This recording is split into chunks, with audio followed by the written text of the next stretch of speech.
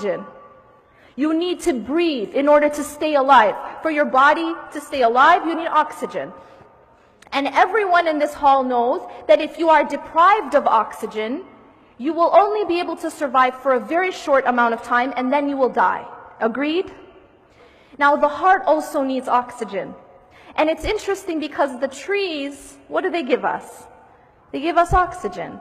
And in fact, Allah subhanahu wa ta'ala actually made this connection with the tree and the good word, the goodly word, that kalimatun tayyiba. And that being Iman and La ilaha illallah. And ultimately, the oxygen of the heart is dhikrullah. It's the remembrance of Allah subhanahu wa ta'ala. If we live our lives and we don't remember Allah, if we live our day, we go through our day and we aren't praying, it is exactly like a person who is being deprived of oxygen. And I don't need to tell you, we don't need an MD up here to tell you what's going to happen to that person. It's obvious. That person who is depriving themselves of oxygen is going to die. And this is the state of those people's hearts who are not praying, or who are abandoning salah, or who are, they're not praying on time, or they don't have a connection with the words of Allah, the book of Allah. Because what they've done is they've deprived their heart of the oxygen, which is the remembrance of Allah. The remembrance of Allah is the oxygen of the heart. And this is just a funny example. You never have a person say, I'm too busy to breathe, right? You don't have anyone say, I'm in a really important meeting, so I'm going to breathe tonight. Or I'm not having a good day, so I'll leave breathing till tomorrow, because I'm really down, I'm not in a good mood.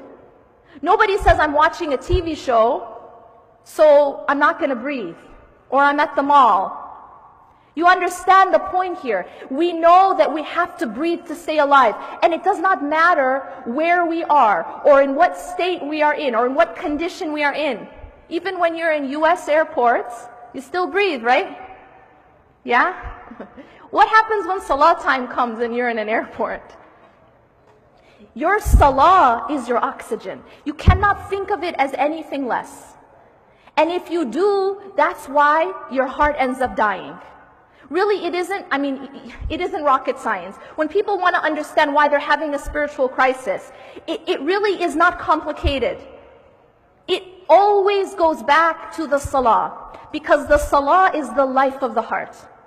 And a person has to first abandon the salah, or somehow put salah aside, in order to be able to get off the straight path. So the salah becomes a protection, and it is also the life of the heart. Now, we also know to take care of the body, we need food. We have to feed the heart. What is the food of the heart? It is also the remembrance of Allah.